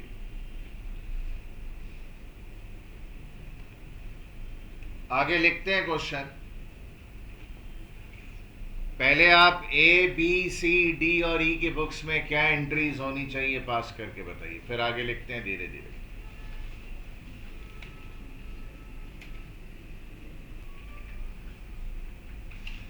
देखिए भाई, सबने कर लिया। ए अगर बिल बनाता है तो एसेट क्रिएट कर लेता है और बी नाम का एसेट गायब हो जाता है। सर ये बी नाम का एसेट कहाँ आया होगा? सेल हुआ होगा, बी डेबिट हुआ होगा सेल के बाद। वो हमारे पास इंफॉर्मेशन नहीं है। 10,000 अगर ये बिल एक्सेप्ट करता है तो एंट्री होती है draw debit to bills payable, और बाकी लोग इसके लिए कोई एंट्री नहीं करते हैं, क्योंकि ए और बी के बीच में बिल बनेगा तो बाकी को कोई फर्क नहीं पड़ेगा। ए अपना एसेट उठाकर सी को दे देता है, तो ए अपनी लायबिलिटी पे ऑफ कर रहा है। सी डेबिट क्यों हुआ? दो कारण है। एक तो सी रिसीवर है इसलिए डेबिट हो रहा है, और दूसरा बुद्धि से सोचिए, सी क्रेडिटर होगा, ए ने पैसे देने थे सी के। अब वो भाई अगर लायबिलिटी पे ऑफ हो तो डेबिट हो जाती है।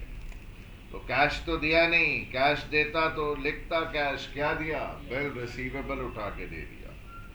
तो एंट्री भाई ए करेगा और सी करेगा। सी को एसेट मिला बिल्स रिसीवेबल नाम का, और गिवर ए है 10,000 रुपीज। बाकी किसी को कोई मतलब नहीं। ये सोच है जी जो आप सब ने सही की है।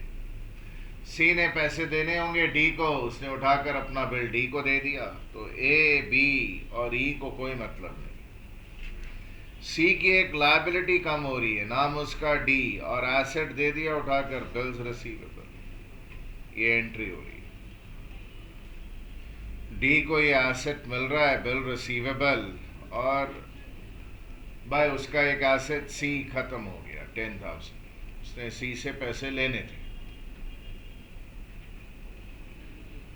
अब डी ने बिल उठाकर अगर ई को दे दिया तो entry E debit to bills receivable 10,000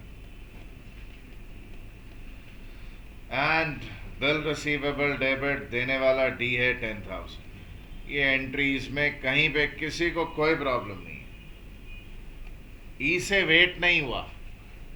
ई ने बोला कि मुझे भाई पेमेंट चाहिए, उसने बिल बैंक से डिस्काउंट करा लिया 9,000। डिस्काउंट ऑन बिल्स डेबिट कई बेचारे बच्चे कॉपी कर रहे हैं, समझदार बच्चे हैं भाई, जेरोक्स भी लेंगे, कॉपी भी करेंगे, डबल डबल मेहनत करेंगे। Bank debit discount on bills to bills receivable, यहां तक की जो एंट्रीज हैं वो कॉमन एंट्रीज। ये क्या हुआ? बंद अपने आप, दैट मीन्स लोड शेडिंग। ये एक चल रहा है, one phase is out, load shedding हो गया भाई। कॉमन एंट्रीज हैं। आइए इन पर आगे काम करते हैं। First situation,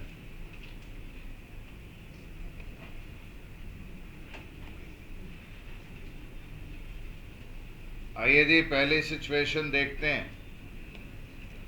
B honours the bill. तो पिक्चर आपके सामने है, पहली सिचुएशन है, बी ने ड्यू डेट को, बिल को ऑनर कर दिया। अटेम्प्ट कर दीजिए, किसकी बुक में क्या एंट्री होगी अगर बी ड्यू डेट को, बिल को ऑनर कर देता है?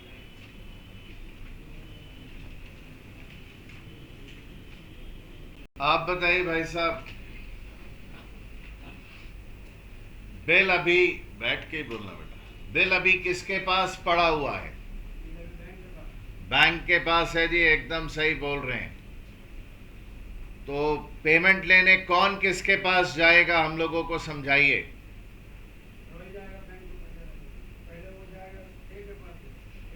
भाई साहब बहुत बहुत उल्टा पुल्टा बोल रहे हैं, घबराइए मत, शांति से बोलिए। बिल किसके पास है? पेमेंट लेने कौन किसके पास जाएगा? अभी ठीक बोला आपने कि बिल बैंक के पास है, बैंक को पेमेंट मिलनी है, तो बैंक पेमेंट लेने किसके पास गया? बी के पास। क्यों गया बैंक?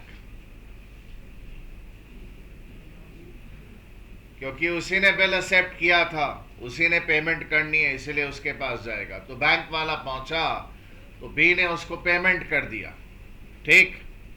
तो एंट्री भाई उधर देखिए बी की बुक्स में, सबसे पहले बी पेमेंट करेगा तो एंट्री होगी बिल्स पेबल डेबिट। रोकड़ा दे दिया उसने, किसको पकड़ाया? बैंक को। कितना रुपया? बैंक को भाई पैसे मिल गए। अब इसका क्या इंपैक्ट हुआ? इसका अफेक्ट क्या हुआ? कहानी खत्म, पैसा हजम। जिससे पेमेंट करनी थी पेमेंट हो गई। तो अब ए, सी, डी, ई से किसी को कोई मतलब नहीं है भाई। जिससे पेमेंट लेने की रिस्पॉन्सिबिलिटी ली थी उसने पेमेंट कर दिया, हिसाब खत्म हो गया, एवरीथिंग इज ओवर। क्लियर है ना भाई? सेकेंड सिचुएशन, पहली सिचुएशन हो गई थी भाई साहब, आपने सही बोल दिया। बी डिसऑनर्स नोटिंग चार्जेस, 200 रुपए बैंक ने दिए। Number 2, B dishonours the bill.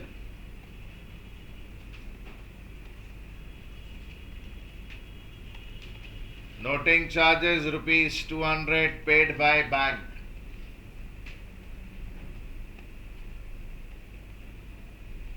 A B C D E की बुक में क्या एंट्री पास होगी ये सिचुएशन में? अटेम्प्ट करिए।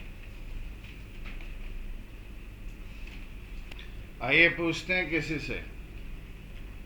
भाई साहब आप बताइए, बिल जो है वो बैंक के पास है क्योंकि इन्हें उसको डिस्काउंट करा है।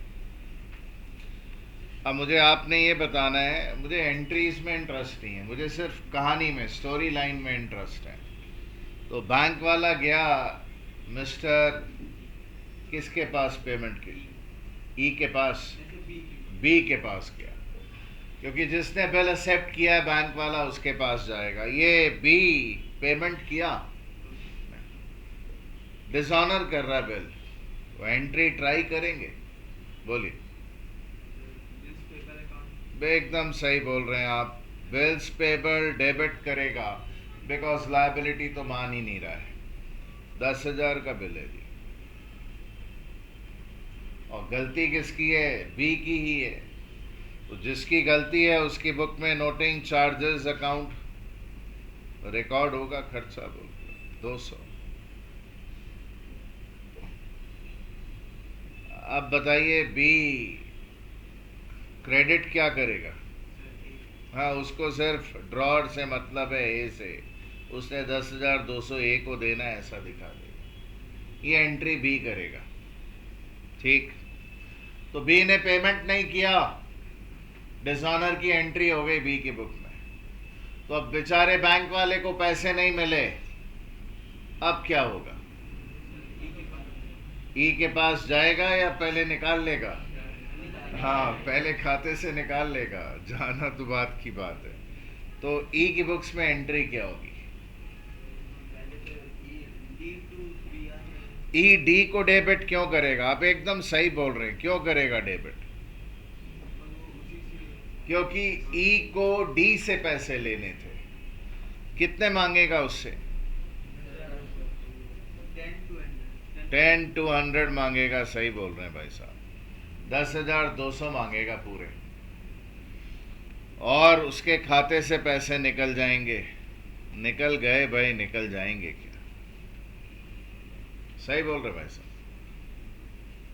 तो फिर ई ने वो जो है भाई, खाते से तो पैसे निकल गए, ई ने गुहार लगाई और डी को पकड़ा। डी क्या करेगा बेचारा?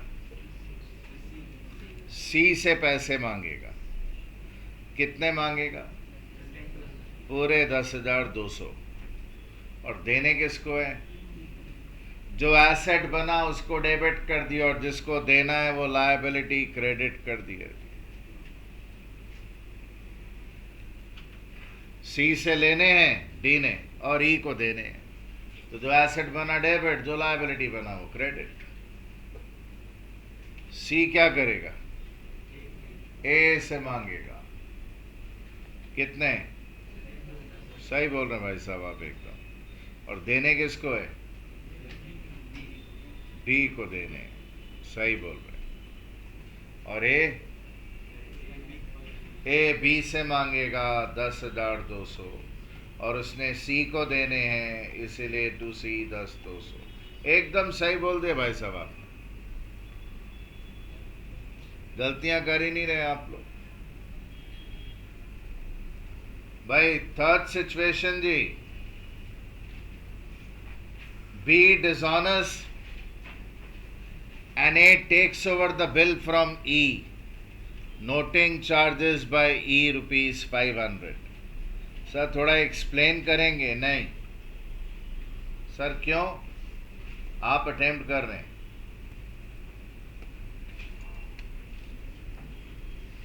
ए B C D E. B dishonours, B payment नहीं करता, and A Chaudhary takes over the bill from E, noting charges by E 500। Attempt करिए।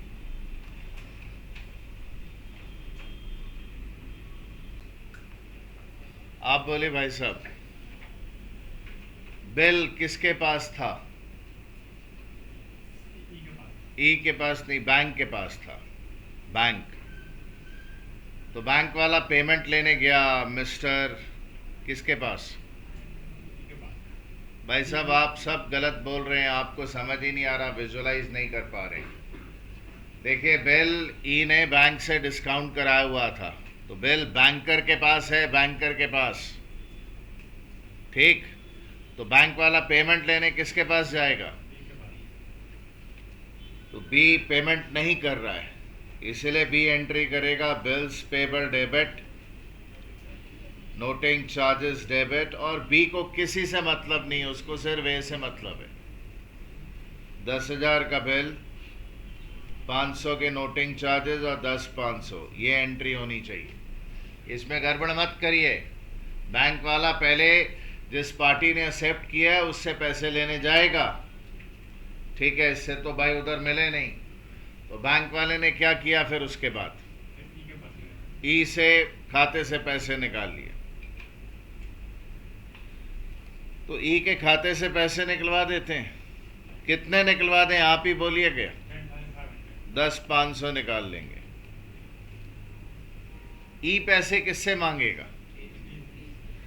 नॉर्मली डी से मांगता, बट ये जो चौधरी है, चौधरी ए, चाचा चौधरी, इसने बोला क्या सी और डी को डिस्टर्ब करोगे। समझाया इसने ई को, देख तू डी को देगा, डी सी को देगा बिल वापस, वो बिल वापस मेरे पास आएगा। क्या इतने लोगों को क्या इन्वॉल्व करते हैं? हटा, इन दोनों को हटा भाई, इन्वॉल्व मत कर। मैं हूं ना भाई, मेरी गर्दन हाजिर है, काट ले भाई, ऐसा बोल रहे हो। इसलिए ई पैसे किससे मांगेगा? कितने?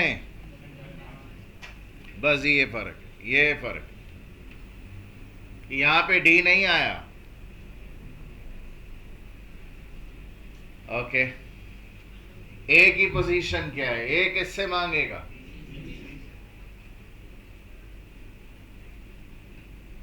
उसको तो बी से ही लेना है। नॉर्मली यहां पर हम लोग क्या लिखते हैं? नॉर्मली हम लोग यहाँ लिखते ए ने पैसा किसको देना होता, बट उसने तो सी और डी को इन्वॉल्व करना ही नहीं है। उसने पैसे किसको देने हैं? ये entry.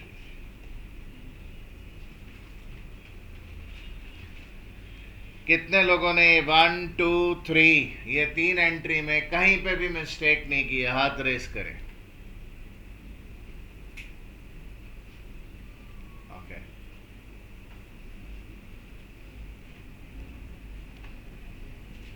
Number 4, last situation. B dishonors and A takes over the bill from banker, noting charges by A rupees 600.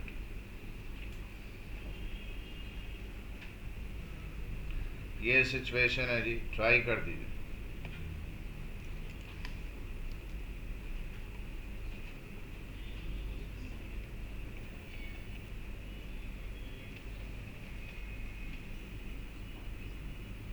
भाई इधर देखें, बिल बैंक के पास है, गया वो बी के पास पेमेंट लेने के लिए, उससे पेमेंट करने से मना कर दिया। नोटिंग चार्जेस, खर्चा उसी को बेयर करना पड़ेगा और उसको ए से मतलब है। अब बैंक वाले को खाते से तो ई के पैसे निकाल लेने चाहिए थे, बट ये जो चाचा चौधरी है अपने मिस्टर ए, पहुंच गए बैंक के पास। बोला क्यों ई डी सी को डिस्टर्ब करेंगे, मुझी से पैसे ले लो। कैश भी हो सकता है जी, मे भी कॉमन बैंक ना हो, मैं भी भाई दूसरे बैंक को पेमेंट कर रहा हूं। बैंक से आप बिना पैसे दिए तो बिल छुड़ा ही नहीं सकते। बैंक आपको बिल तभी देगा अगर वो आपके खाते से पैसे निकाल लेगा या आप उसको कैश दे दोगे। तो दे दिया इसने, कितना दे दिया भाई? 10,600। 10,000 दिया। एक्चुअली मुझे यहां पर ये ऐसे लिखना चाहिए। और भाई नोटिंग चार्जेस इसी ने दिए, कितने? और ये पैसे मांगेगा किससे? इसको तो बी से ही लेने। खत्म, 100।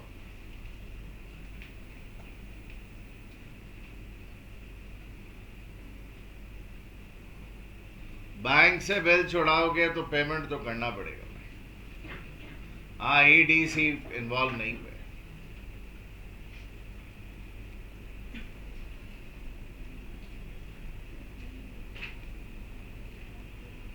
Rules for determining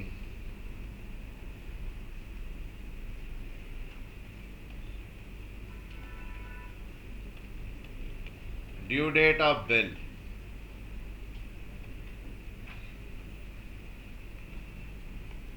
Rule 1.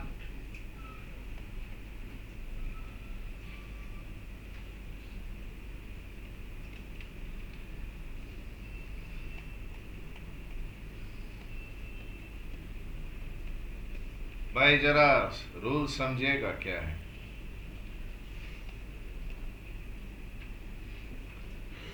दो सिचुएशन है जी।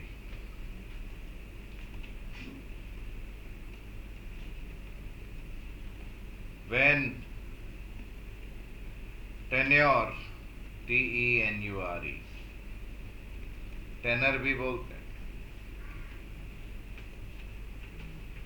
is given in question.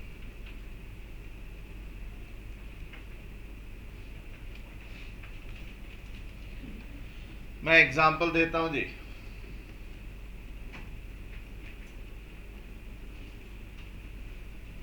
Bill drawn and accepted on 15 January 2014 for a period of 3 months, ऐसा दे दे। और एग्जाम्पल देखिए,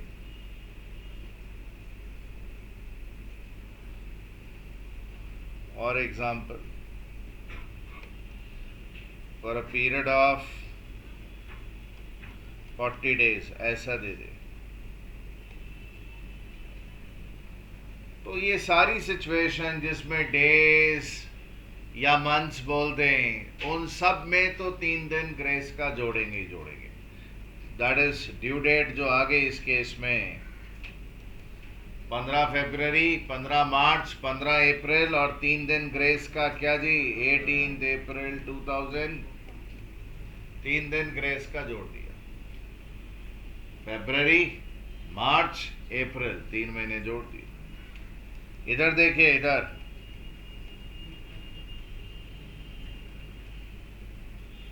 ड्यू डेट निकालने के लिए क्या कर रहे हैं भाई, 15 जनवरी 14 प्लस जनवरी के कितने दिन जी, 16, और फरवरी में भाई उधर 24, 40 हो गए।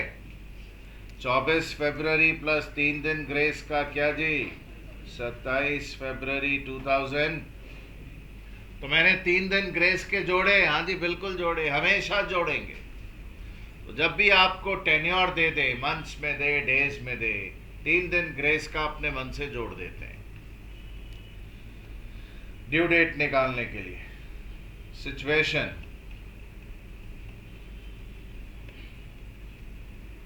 when tenure is not given but due date is stated in question,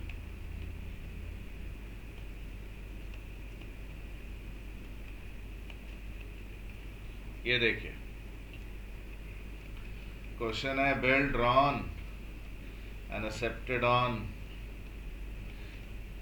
15/1/14 and due on 16 July 2014।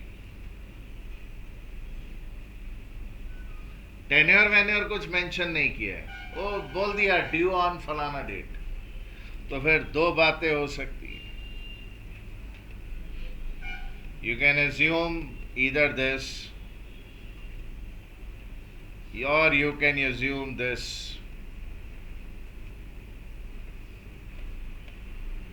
days of grace inclusive।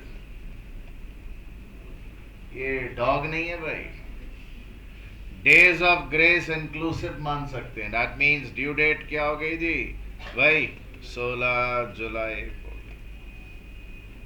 Days of grace exclusive क्या जी, ड्यू डेट फिर उस केस में क्या हो जाएगी भाई, 19 जुलाई। इन दोनों में से कुछ एक करना पड़ेगा। सर हम क्या करेंगे, ऑप्शंस देख लीजिएगा, उनमें दोनों नहीं होगा, कोई एक ही होगा, तो हमें कोई प्रॉब्लम नहीं है। सर बेटर क्या हो, बेटर कुछ नहीं है। नहीं सर, फिर भी जब वो बोल रहा है ड्यू ऑन फलाना डेट, तो यही मानना चाहिए ना भाई कि डेज ऑफ ग्रेस इंक्लूसिव। वो आपको पता कैसे चल जाएगा, आप देखेंगे कैलकुलेट करते वक्त, अगर इसको लेने से गंदे डेज आ रहे हैं तो मत लीजिएगा, अच्छे डेज आएंगे, इंटरेस्ट विंटरेस्ट कुछ कैलकुलेट कर रहे हैं तो ये ले लीजिए। मतलब कोई रूल नहीं है वहाँ, रूल सिर्फ ये है कि अगर टेन्योर दिया हो तो 3 दिन ग्रेस का भैया जोड़ देना। अब अगर वो आपको ड्यू डेट ही क्वेश्चन में दे देता है तो भाई फिर तो मानना मानिए। सो भाई रूल वहां पे नहीं है, वहां पे जैसे ही आपको भाई जरूरत समझे ठीक लगे वो कर लीजिएगा। हटा रहा हूं। नहीं सर एक रूल बताइए ना, या गंगा के इस पार या गंगा के उस पार, हमें पशुपाश में मत रखिए, डायलेमा में मत रखिए सर, कुछ एक बता दीजिए। भाई नहीं है, कहां से बता दूं? आपको जो सूटेबल लगे वहां पे वो कर लीजिएगा, ऑप्शंस देखकर पता चल जाएगा। चलिए, पहला rule is done. Rule number 2,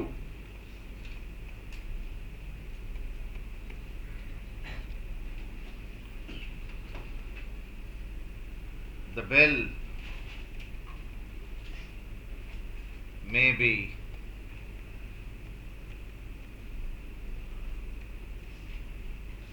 after date type,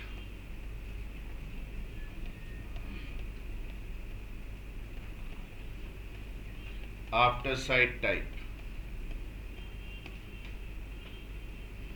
after date में वर्ड याद रखिएगा, डेट से, date of drawing, drawing word याद रखिएगा, ड्राइंग।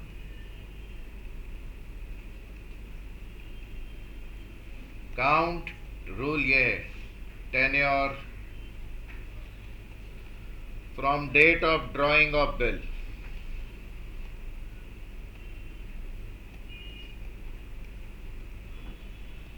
और आफ्टर साइट में क्या याद रखना है, काउंट टेन्योर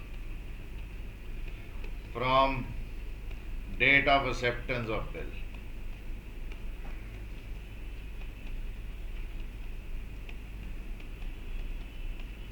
भाई इधर देखिए, example, a bill is drawn on 10th January 14 and accepted on 18th January 14.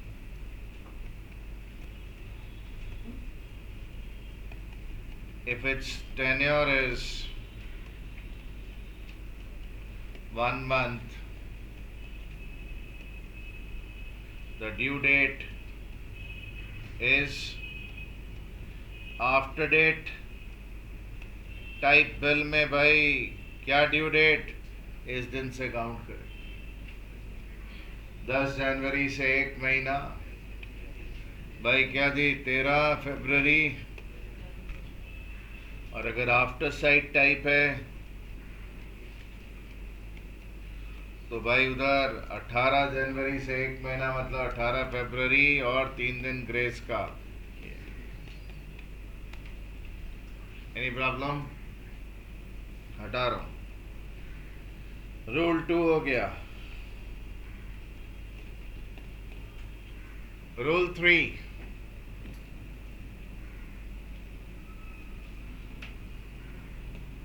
भाई ऐसा है कि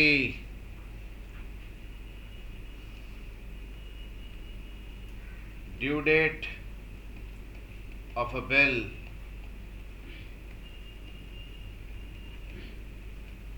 may fall on public holiday, holiday other than public holiday,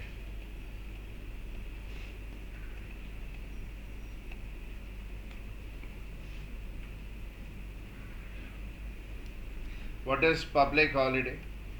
all Sundays. अंग्रेज चले गए, संडे छोड़ गए हमारे लिए, संडे को छुट्टी चाहिए भाई। All Sundays and days notified by government in official gazette. Government की एक पत्रिका आती है जी, उसमें जो जो दिन बोले जाते हैं वो पब्लिक हॉलीडेज होते हैं और संडेज पब्लिक हॉलीडेज होते हैं। बस यही छुट्टियां होती हैं, नहीं इसके अलावा। और स्ट्राइक हो गई थी, स्टेट में बंद है, ट्रांसपोर्ट स्ट्राइक, प्राइम मिनिस्टर को गोली मार दी किसी ने, ऐसा कुछ दंगा हो गया, holiday, not a public holiday, but so what you have to understand is bill matures जब आपको पहले से पता है कि भाई छुट्टी है, गवर्नमेंट के ऑफिशियल गैजेट में भी लिखा हुआ है, then bill matures on an earlier day. Logic सोचिए, जब पहले से पता है छुट्टी है तो फिर एक दिन पहले मैच्योर। सर मेरे को पहले से पता है कि 23 तारीख को स्ट्राइक है, नहीं नहीं नहीं, ये इस कैटेगरी में जो होता है, the bill matures on the following day, next day, following day, next day. Ji आइए ना थोड़ा खेलते हैं भाई साहब। मान लीजिए बिल बना 23 दिसंबर 2013, समझेगा प्लीज, एग्जाम्पल है। बिल का टेन्योर 1 मंथ था जी, तो ड्यू डेट क्या हो गई जी? 26 जनवरी। ये तो रिपब्लिक डे है, पब्लिक हॉलिडे है जी, पब्लिक हॉलिडे। तो बिल कब मैच्योर करेगा? और 25 को अगर संडे पड़ गया तो लॉजिकल बात। और ये 24 जनवरी को मान लीजिए भाई उधर स्ट्राइक हो गई, देन फॉलोइंग डे मतलब कौन सा दिन?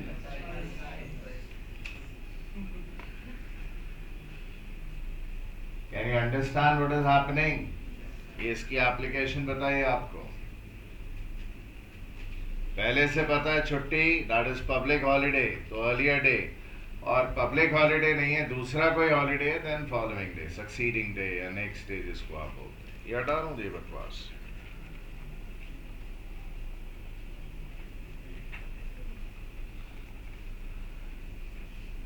कल भाई उधर इस पर थोड़ा रैपिडली काम करने के बाद हम लोग एकोमोडेशन बिल्स तक पहुंच जाएंगे। कल अगर पॉसिबल हुआ तो क्लास थोड़ा और एक्सटेंड करूंगा 2 बजे के beyond. See you tomorrow at 12। 11:55 तक असेंबल हो जाइएगा। Thank you.